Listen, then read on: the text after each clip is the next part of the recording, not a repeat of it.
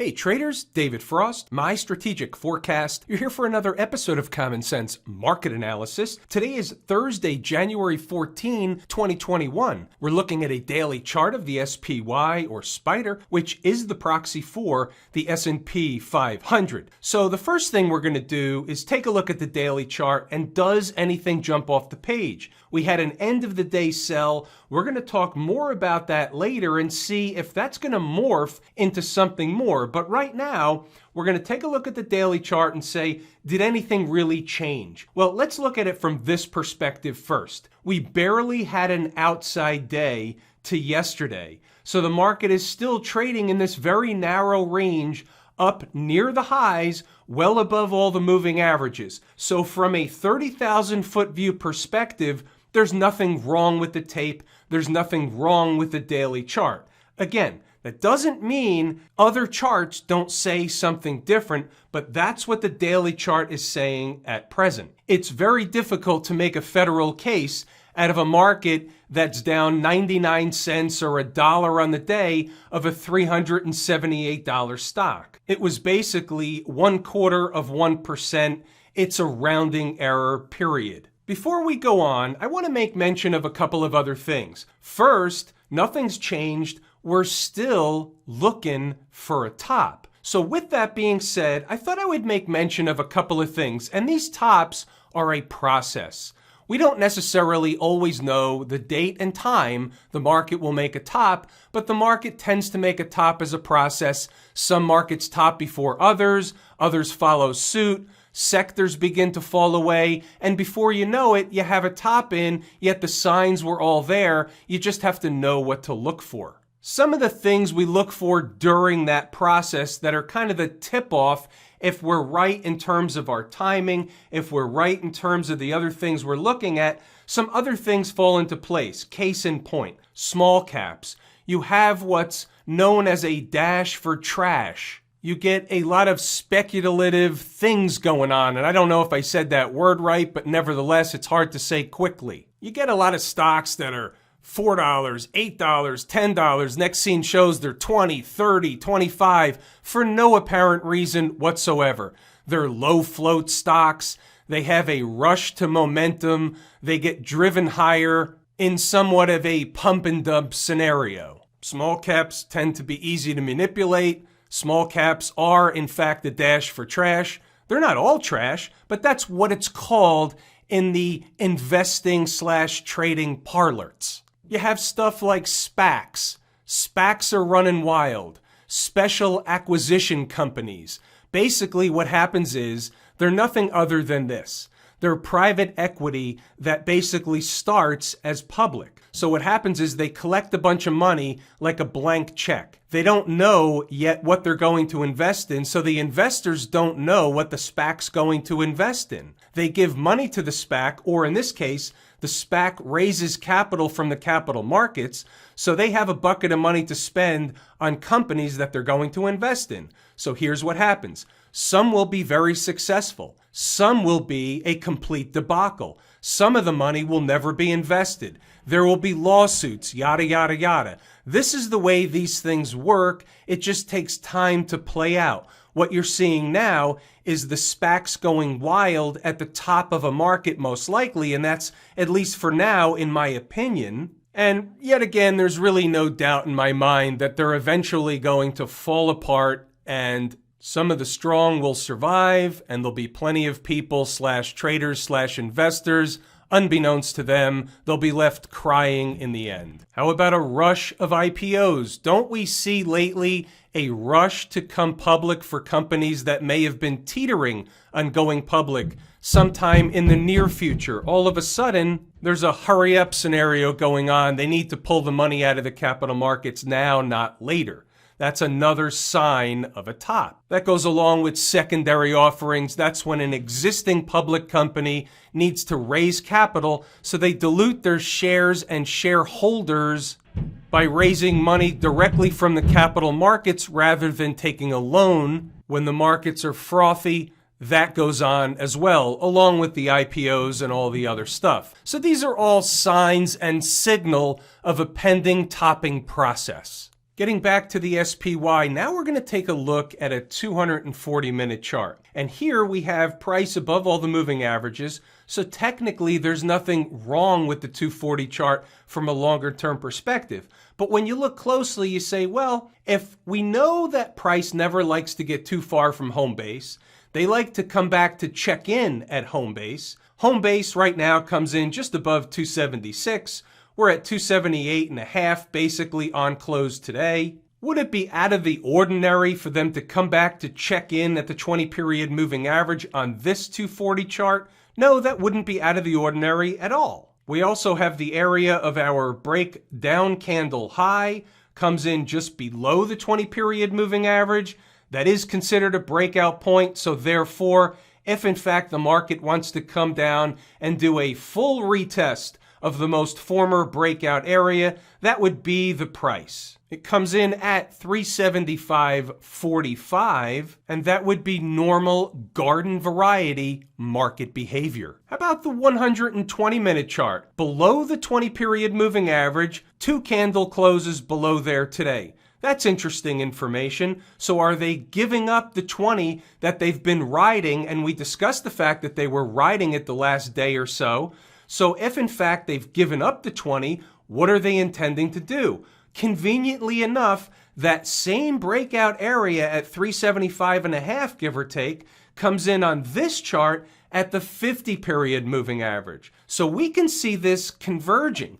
We can see price to go run a test of a former breakout area, the 240 chart 20-period moving average, the 120 chart 50-period moving average, and it wouldn't be out of the ordinary for them to go down and completely fill the gap down around 374. Let me ask you this. What if they did all that and then closed the day back above 376? Would that be bullish? And the answer is, it's a leading question.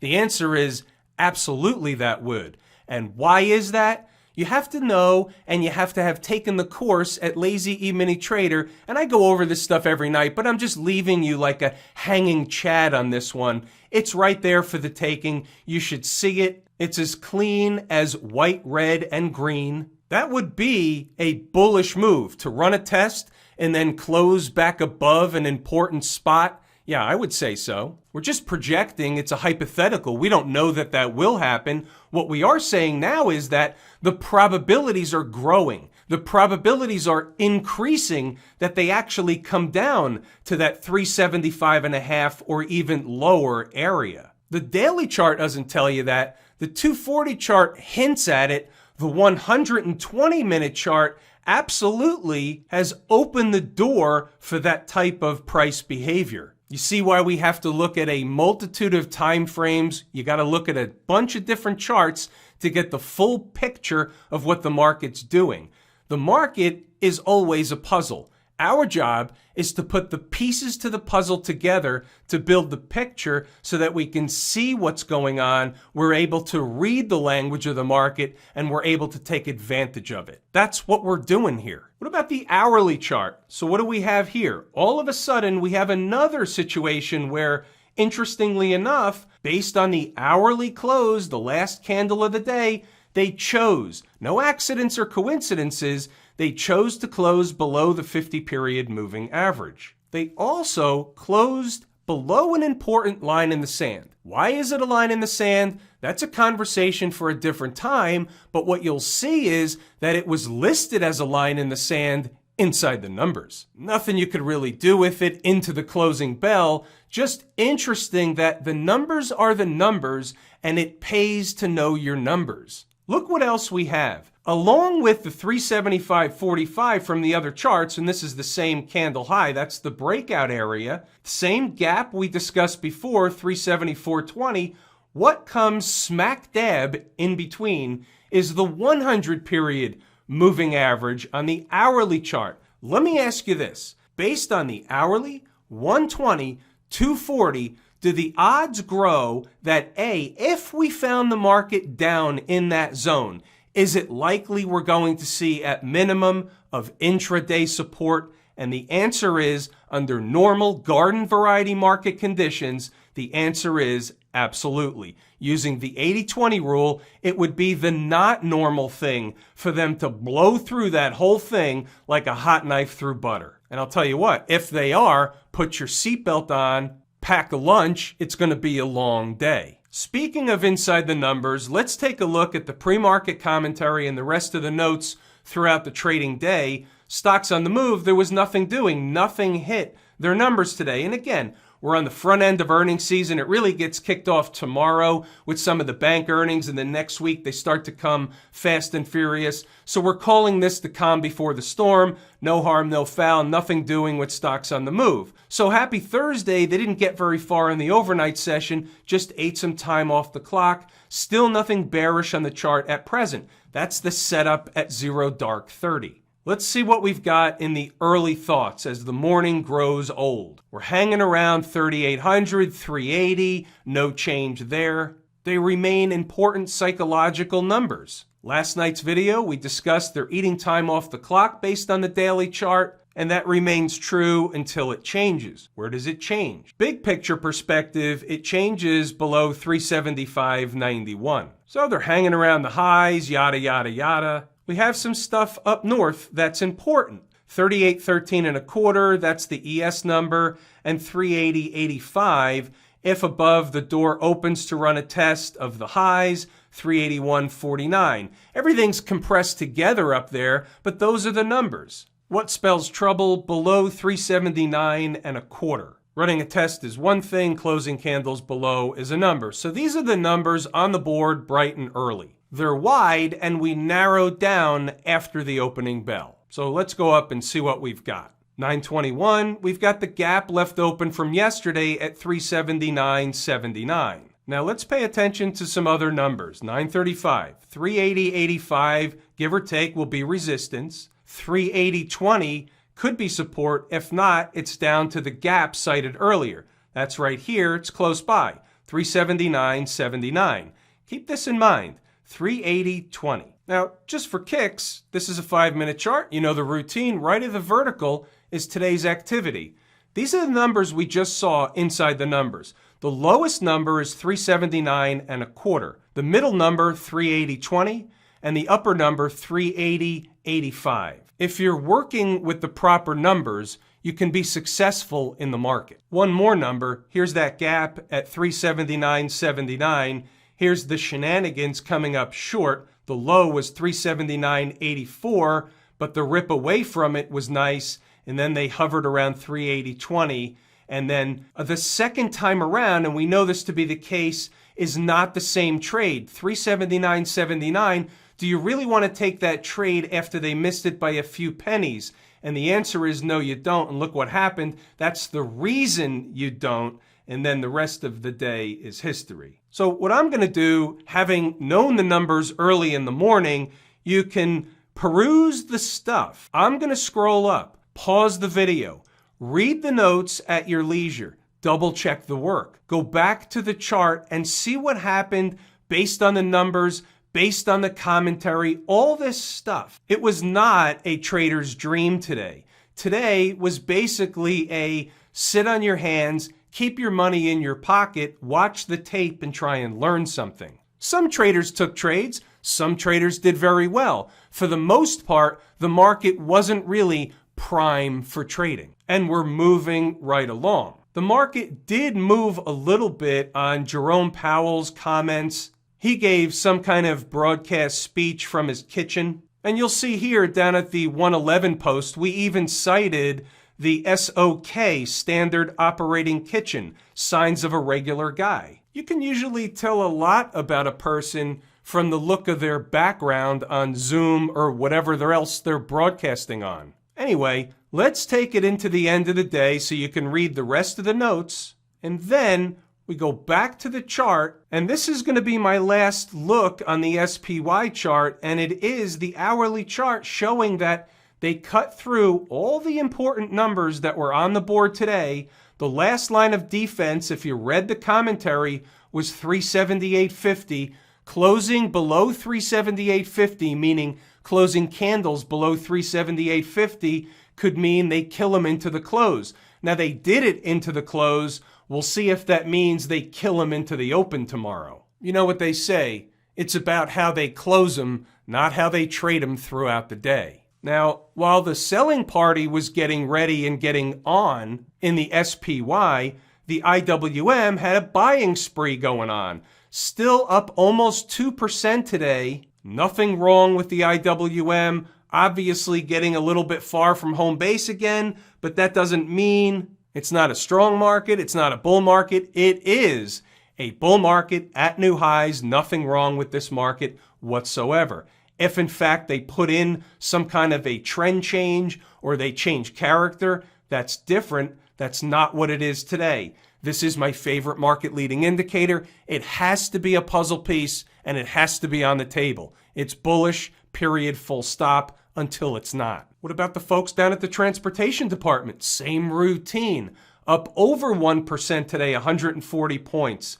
Nothing wrong with the transports. Nothing wrong with this tape. Above all the moving averages. At present, there's nothing on this chart that says they should be going in the southern direction.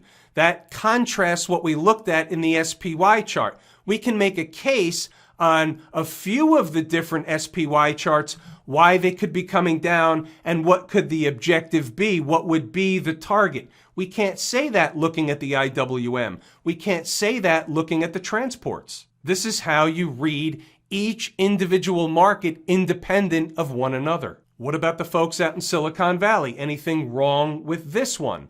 No, there's technically nothing wrong. It looks different than the transports. It looks different than the IWM, but above all the moving averages, it's still in an uptrend, and that's it, period, full stop. Similar situation on the 120-minute chart of the Qs in terms of giving up the 20-period moving average that it was basically riding of late. 240 chart, still above all the moving averages. And the hourly chart, we can certainly make a case they're headed somewhere down south. The first stop would be around 313. What about the XLF? High on the chart. We're at highs. Technically nothing wrong. Could make a case they put in a pseudo doji candle. They're a little bit too far from home base for my liking. They really have to come back toward home base or at minimum of go sideways for a while. Let home base get a chance to catch up to price. Be pretty slick to see where they close the week on Friday